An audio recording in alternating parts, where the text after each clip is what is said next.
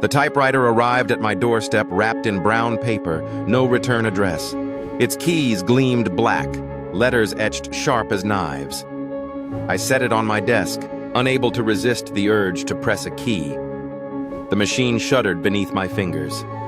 My heart raced as the carriage snapped to life, hammering out words on its own. "Let me out," it demanded, each letter punctuated by a jarring clang. I stumbled back, breath catching. The keys paused, then resumed faster. "I see you. I hear you. I know your name." My breath fogged the air. The room grew icy cold.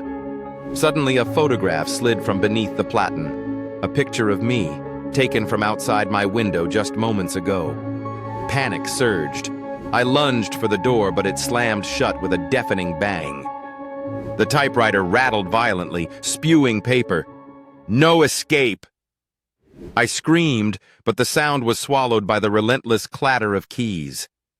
My hands twitched, moving on their own, dragged toward the keyboard. Words spilled out under my forced fingers. "Let me in."